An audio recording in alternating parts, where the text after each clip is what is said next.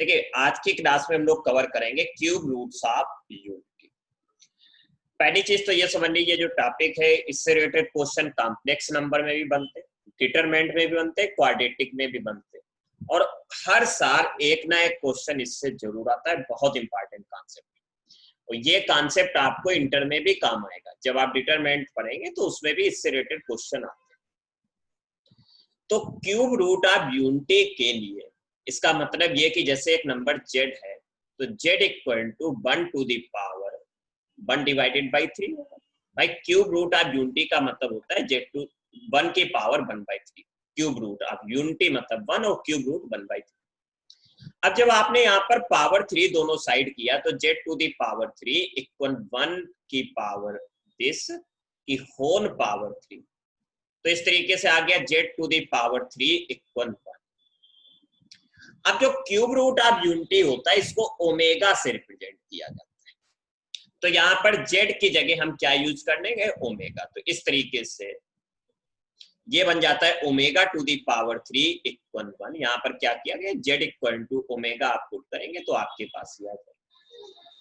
तो एक रिजेंट तो आपके पास यही बनता है। रिजेंट हम एक साथ भी अभी लिखेंगे, ओमेगा टू द पावर 3। बेटा ये w नहीं है, इसको हम लोग पढ़ते हैं ओमेगा।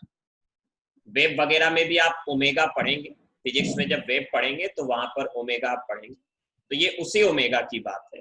अब जब ओमेगा टू दी पावर 3 की वैल्यू 1 होगी तो इसको हम लोग सिंपल ऐसे कर सकते हैं, omega to the power 3 minus 1 to the power 3 equal 0।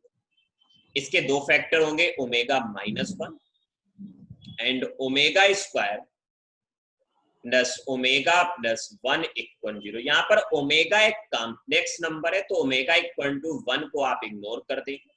आप किसको लेकर चलेंगे, omega square plus omega plus 1। यहाँ पर जो ओमेगा है दिस इज अ कॉम्प्लेक्स, तो इसमें आयोटा आना चाहिए कॉम्प्लेक्स। तो omega square plus omega plus 1 equal 0। यहाँ पर अगर आप श्रीधराचार्य फार्मूला लगाएं तो ओमेगा की वैल्यू आएगी, फार्मूला होता है -b plus minus under root b square minus 4ac divided by 2a। यहाँ पर आप वैल्यू रखना शुरू करिएगा, b की वैल्यू आप कितनी रखेंगे, माइनस मतलब 1 रखेंगे, बट वहां पर साइन ऑलरेडी माइनस है तो इस तरीके से -1 प्लस माइनस अंडर रूट 1 का स्क्वायर 1 -4 a की वैल्यू 1 c की वैल्यू 1। तो इस तरीके से ये आएगा 3 डिवाइडेड बाई 2 इंटू।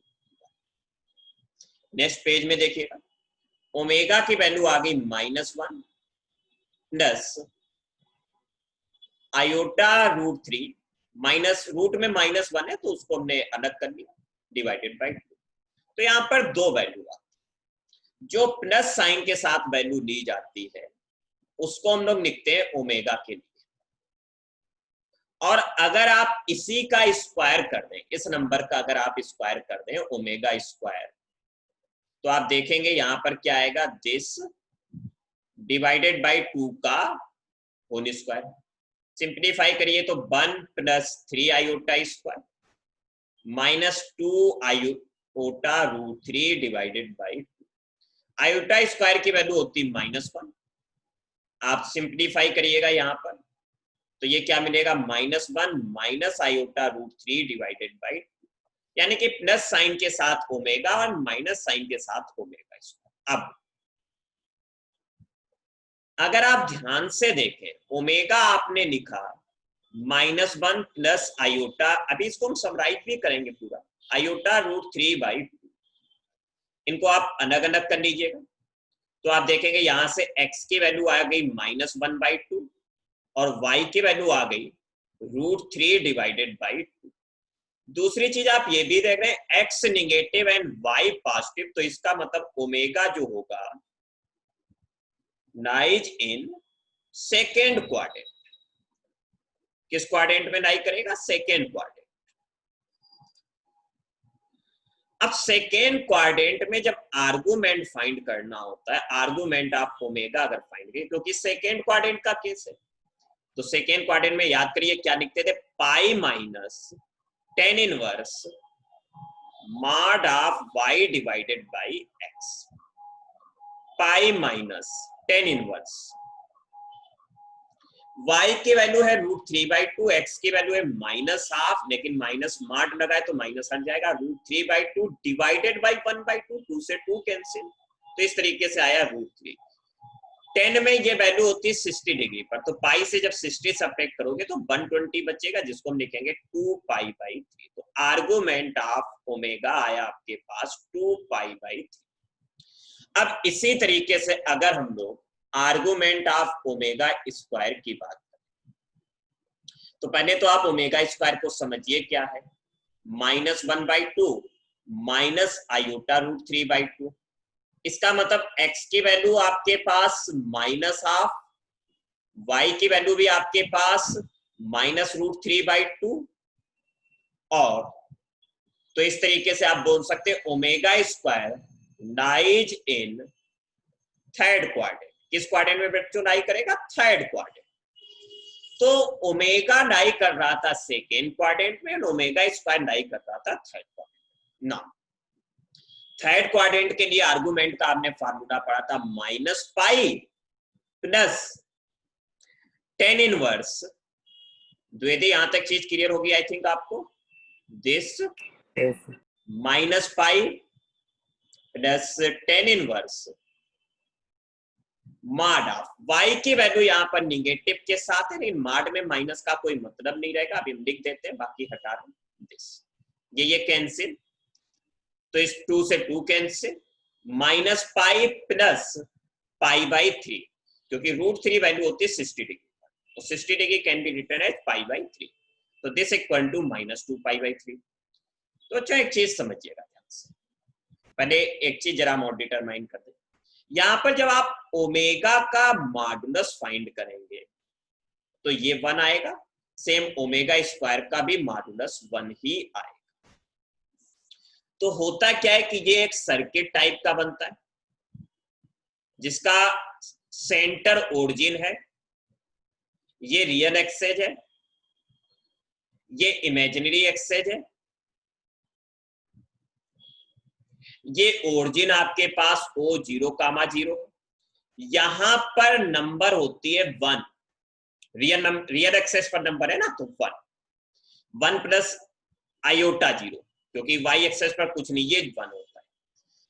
इसके बाद ओमेगा यहां से 120 डिग्री पर होता है।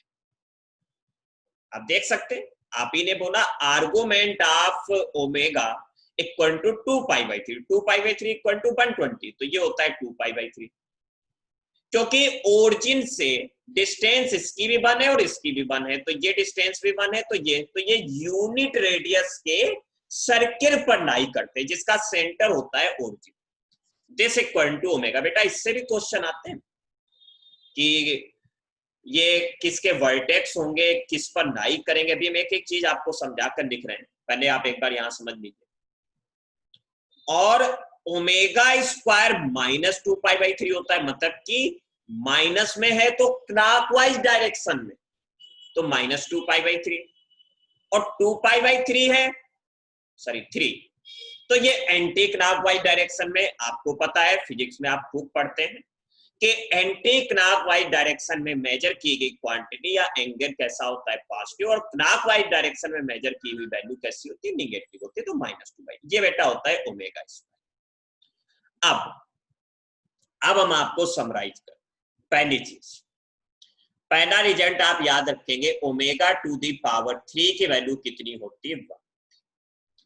इसके साथ साथ ओमेगा टू दी पावर 3 की वैल्यू ही 1 याद नहीं रखेंगे, आप ये भी याद रखेंगे कि ओमेगा टू दी पावर 3 के मल्टीपल की कोई भी नंबर, मतलब ओमेगा टू दी पावर 80,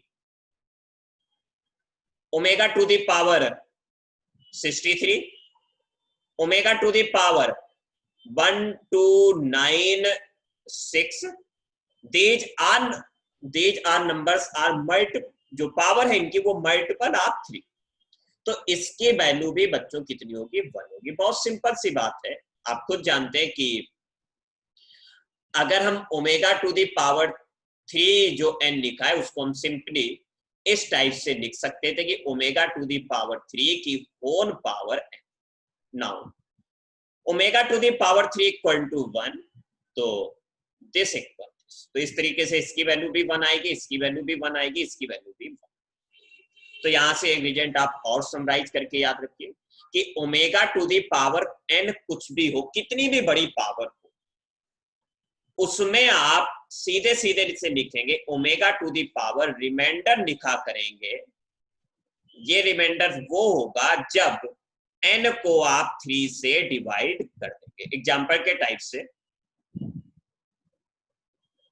अगर ओमेगा टू दी पावर 2897 है फॉर एग्जाम्पल, तो आप इसको 3 से डिवाइड करिए। 3 9 जा 27 तो 1 बचेगा, 3 6 जा 18 तो यहां से 1 बचेगा, तो ये 17 बना। तो आप 5 टाइम्स डिवाइड होगा तो रिमाइंडर बचेगा 2। तो इसको आप लिख सकते हैं ओमेगा टू दी पावर 2, बस ओमेगा टू दी पावर। तो इस तरीके से कोई भी पावर हो उसको हम ऐसे लिख सकते हैं। तो 3 रिजल्ट तो ये आपके पास बेसिक। अब इसके बाद नेक्स्ट देखिएगा, एक रिजल्ट आपके पास आया कि 1 plus omega square equal to 0। बहुत इंपॉर्टेंट रिजल्ट है ये सब। तो इसी रिजल्ट से एक और रिजल्ट डिराइव होता है, वो ये होता है कि अगर ओमेगा की कोई भी 3 conjugative powers, means omega to the power r, omega to the power r plus 1 and omega to the power r plus 2 अगर आपको दिया हो तो इसकी वैल्यू कितनी होगी? 0। आपको देख सकते हैं, इससे आपको omega to the power r common मिलेगा, तो 1 प्लस ओमेगा स्क्वायर वो 0 होगा। तो आप बोल सकते हैं ये रिजल्ट सही है। ये चीज याद रखेंगे। इसके बाद ओमेगा टू दी पावर जो 3 है, इसको आप ओमेगा इंटू ओमेगा स्क्वायर कर सकते हैं। तो omega to the power 3 equal to 1, तो इसको आप लिख सकते हैं omega into omega square equal to 1। तो इस तरीके से आपको ओमेगा स्क्वायर की वैल्यू 1 अपान ओमेगा, या जरूरत पड़े तो omega equal 1 upon omega square भी लिख सकते हैं। ओमेगा का जो कॉन्जुगेट होता है, भाई कॉन्जुगेट में क्या होता था? आयोटा का साइन चेंज होता था। याद करिए पहली दूसरी क्लास में, जहां पर आई होता था वहां माइनस आई लिख देते थे। तो आप देख सकते हैं अभी जब हमने यहाँ लिखा था, चलिए पहले वैल्यू ही लिख देते हैं, तो उस वैल्यू से आपको और अच्छे से क्लियर हो जाएगा। ओमेगा की वैल्यू कितनी थी आपके पास? -1 plus I√3/, and omega square की वैल्यू आपके पास थी, just 1 minute, omega square equal to -1 minus I√3/2। तो आपको यहां से एक चीज क्लियर हो रही है कि ओमेगा का जो कॉन्जुगेट है वो ओमेगा स्क्वायर है, और ओमेगा स्क्वायर का जो कॉन्जुगेट है वो ओमेगा है। इसके बाद ओमेगा का मॉडुलस और ओमेगा स्क्वायर का मॉडुलस इक्वल है, और ये 1 है। And argument of omega this equal 2π/3, 2π/3, and argument of omega square equal to 2π/3। अब ये चीज आपको यहां तक चीज समझ में आ गई होगी। ये बेसिक चीजें हम आपके साथ सारी डिस्कस कर चुके हैं। अब इसके बाद आप एक रिजल्ट हम कुछ और लिखेंगे, वो रिजल्ट बहुत ध्यान रखने, उससे रिलेटेड क्वेश्चन आपके पास बहुत है। पहला result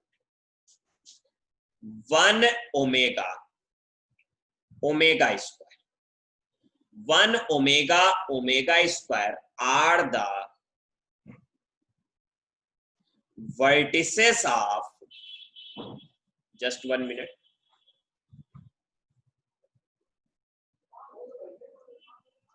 of an equilateral triangle, with, या पूछ कर लीजिएगा, just 1 minute, whose centroid is, ये क्वेश्चन बेटा पूछा जाता है डायरेक्ट, सेंट्राइड एज origin। देखिएगा 1 और ओमेगा एंड ओमेगा स्क्वायर। पहले एक मिनट जस्ट यहां पर हम फिगर अच्छे से आपके पास बना देते हैं, कलर चेंज करके। ब्लैक कलर को हमने चूज किया, ये रियल एक्सेस, ये इमेजिनरी एक्सेस, और यहां पर ये हमने बनाया एक सर्किल।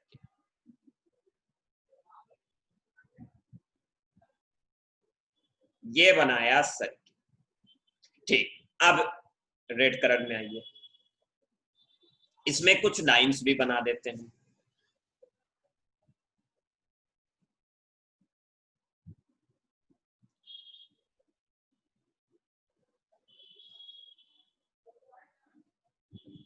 तो बेटा होता ऐसा है कि 1 तो यहां पर है, ओमेगा ये है, ओमेगा स्क्वायर आपके पास ये, तो ये आपके पास जो होता है ये इक्विलेटरल ट्रायंगल बनता है। ये आपके पास रियल एक्सेस है, ये आपके पास इमेजिनरी एक्सेस। तो याद रखेंगे 1 omega and omega square are the vertices of an equilateral triangle whose centroid is origin।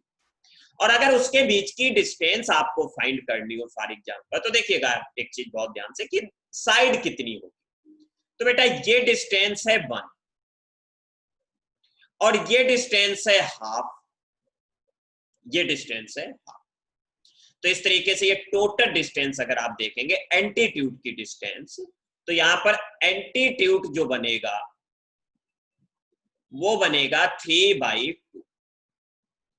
तो जब एंटीट्यूड 3/2 आ गया, एंटीट्यूड आप जानते हैं √3/2 इंटू साइड इक्वल 3/2। तो यहां से ये 2 से 2 कैंसिल, तो इस तरीके से आप साइड भी निकाल सकते हैं, कितनी आ जाएगी √3/3। जिसको सिंप्लीफाई करिएगा तो ये आ जाएगी 1/√3। 1/√3। एक बार चेक कर लेते हैं, नहीं थोड़ा सा गलत हो रहा है हमसे, जस्ट 1 मिनट। यहां 3 रहेगा, नीचे √3 रहेगा, तो साइड आप सीधे सीधे निकाल सकते हैं, √3 आए।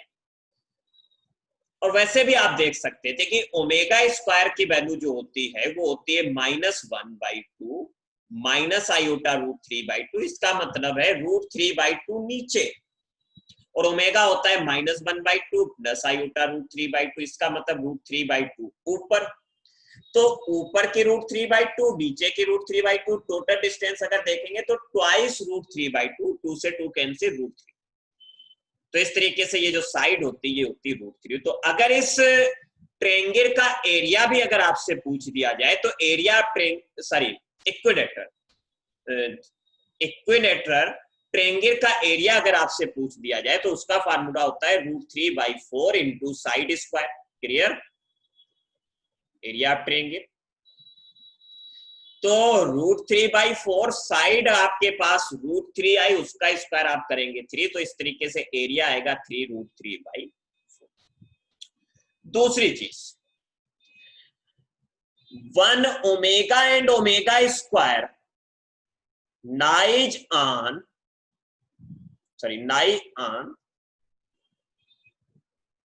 a circle of unit radius। ये किस पर लाई करते हैं? एक सर्किट पर जिसकी रेडियस कितनी है 1, and centre of circle is origin, मतलब 0, ओके। तो एक ये भी पॉइंट याद। अब इसके बाद एक रिजल्ट ये बनता है कि अगर आपसे कभी ऐसा बोल दिया जाए कि 1 + omega to the power n plus omega to the power 2n, अगर ये आ जाए तो बच्चों पहली चीज समझिएगा इसकी वैल्यू कितनी होगी। तो इसके वैल्यू की 2 सिचुएशन। पहली सिचुएशन ये होती है कि if n is multiple of 3, n अगर 3 का मल्टीपल है, तो n अगर 3 का मल्टीपल फॉर एग्जांपल 3, तो 1 + ओमेगा टू द पावर 3 उसकी वैल्यू है, ओमेगा टू द पावर 2 × 3 6, वो भी 3 का मल्टीपल है तो उसकी वैल्यू भी 1, तो ये बनता है 3। But if n is not multiple of 3, यानी कि 3 का मल्टीपल नहीं है, तो बेटा इसकी वैल्यू बनती है जी। ये आपके पास एक रिजल्ट बात। तो ये कुछ रिजल्ट है बेसिक ओमेगा के बारे में। अब इनका यूज क्वेश्चन में कैसे होता है मुझसे समझ। तो पहले चलिए हम लोग क्वेश्चन देखते हैं, फिर हम इसके आपको स्क्रीनशॉट करवा देंगे। तो देखिए एक बहुत ही प्यारा सा क्वेश्चन क्वाड्रेटिक इक्वेशन में बनता है, बहुत ही, और ये क्वेश्चन हर दूसरे तीसरे साल रिपीट होता है। इवन अब तो आपके ऑनलाइन पेपर होने लगे, तो जैसे 6-7 पेपर होते हैं तो उसमें किसी ना किसी पेपर में आ ही जाता है क्वेश्चन। क्वेश्चन के लिए आप एक रिजल्ट याद रखेंगे। पहली चीज, कभी भी आपको अगर roots of 1 plus x plus x square लिखा हो, दिस इक्वल 0, या x square plus x plus 1, this is a quadratic equation. Quadratic equation आपने 10th में कुछ पढ़ा होगा। तो बेटा इसके जो रूट्स होते हैं वो आप याद रखेंगे। देखिए ये ऐसा ही तो लिखा हुआ है, कहां गया ये, जस्ट 1 मिनट, आप यहां पर देखिएगा, ये वाला 1 प्लस ओमेगा स्क्वायर, ओमेगा की जगह वहां एक्स लिखा हुआ है, तो इसके जो 2 रूट होंगे उसमें से एक ओमेगा होगा एंड दूसरा ओमेगा स्क्वायर होगा। आपको कैलकुलेट नहीं करना है, याद रखना है, उसी से क्वेश्चन करेंगे। और अगर आप ये यूज नहीं करेंगे तो क्वेश्चन तो होगा बट आपका टाइम बहुत कंज्यूम। इसी तरीके से एक पॉइंट और याद रखेंगे कि रूट्स ऑफ, आप प्रीवियस ईयर के क्वेश्चन उठाकर देखिएगा, आपको ऐसे क्वेश्चन खूब मिलेंगे। X square plus x, sorry just 1 minute, plus नहीं, अब minus x plus 1 equal 0 are, इसके जो बेटा रूट होते हैं वो minus omega and minus omega square होता है। अब इसका क्वेश्चन कैसे आता है, एक क्वेश्चन जो क्वेश्चन करके दिखा रहे हैं इसी टाइप का क्वेश्चन आता है, बस वेरिएशन कहां होगा वो मैं आपको बताऊं। क्वेश्चन ये है कि if alpha come and beta are the roots of x square plus x plus 1 equal 0, then find the quadratic equation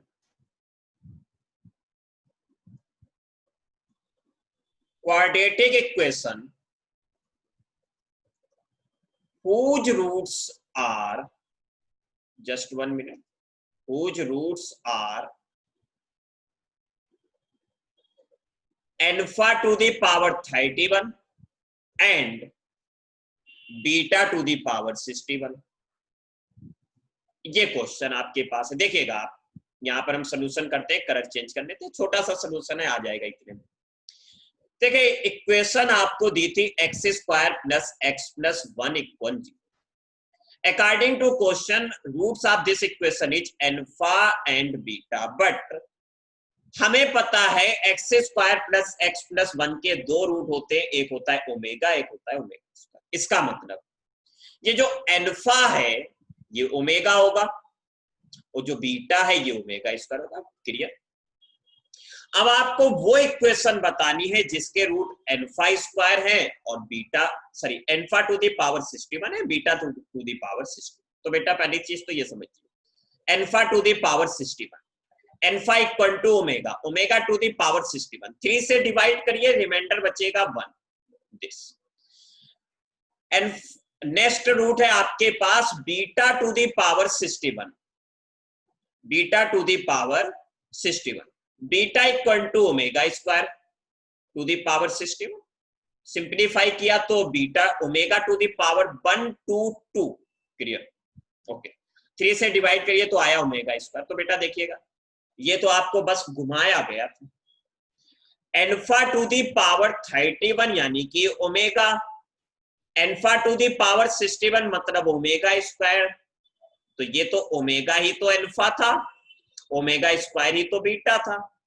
तो प्रीवियस इक्वेशन के जो रूट थे वही रूट तो इस इक्वेशन के भी होंगे जो इक्वेशन है, तो क्या इक्वेशन में कोई चेंज आएगा? नहीं आएगा। तो इसका मतलब क्वाड्रेटिक इक्वेशन जो बनेगी उसमें कोई चेंज नहीं होगा, आंसर वही होगा, x square plus x plus 1 equal 0। ये आपके पास करेक्ट आंसर होगा।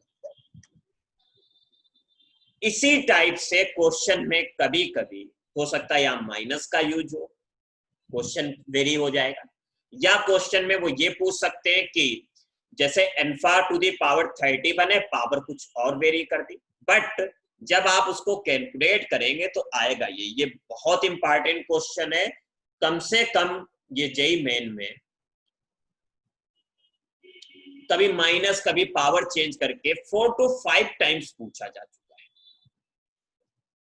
तो जो क्वेश्चन हम आपको बता रहे हैं कि इंपॉर्टेंट, उसको आप टिक करने, उसी के हिसाब से आप स्टडी करेंगे।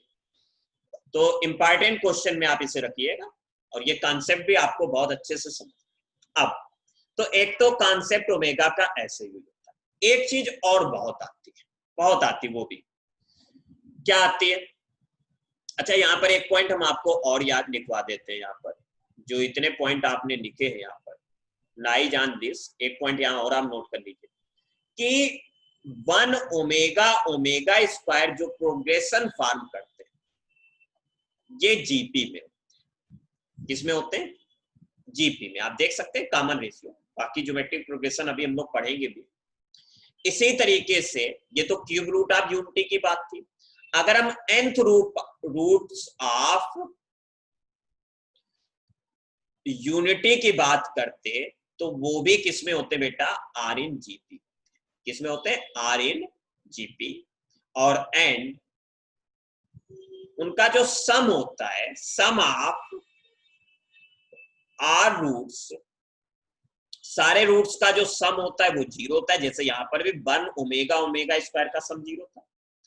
और प्रोडक्ट ऑफ जो रूट्स होते हैं, सारे रूट्स का product, product of our roots, ये 1 होगा। इसका मतलब ये है कि जैसे अगर आपको 1 के nth रूट निकालने, तो वो रूट जो भी आते होंगे, जैसे alpha 1 alpha 2 alpha 3 alpha 4 alpha 5 alpha 6 dot dot dot alpha, जितनी पावर होती है उतने रूट होते हैं, आपको पता है। उन सबका समेशन अगर आप करेंगे तो वो 0 आएगा, बट उन सबका अगर प्रोडक्ट करेंगे तो बनाएंगे। वो रूट किस में होते हैं? जीपी में।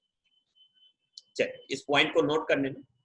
अब दूसरा क्वेश्चन यहां पर कैसे आते हैं, वो क्वेश्चन आपके पास इस टाइप से होते हैं। आपसे पूछा जाएगा -8i to the power 3 equal question mark, sorry power 1/3 equal, इस टाइप से क्वेश्चन पूछ लिया जाएगा, दिस इक्वल क्वेश्चन मार्क। या आपसे पूछ लिया जाएगा 27 टू द पावर 1/3, बेबी बेटा इसकी वैल्यू कितनी आएगी? 27 टू द पावर 1/3। गलत, बस ये चीज समझिए। आपने बोला 3, बट नहीं, 3 रूट आएंगे, 3 वैल्यूज आएंगे। अब आप कॉम्प्लेक्स पढ़ चुके हैं तो आप उसमें आइएगा, आप क्लास 10th के बेसिस पर ना रहिएगा। या आपके पास क्वेश्चन ऐसा दे दिया गया कि जस्ट 1 मिनट,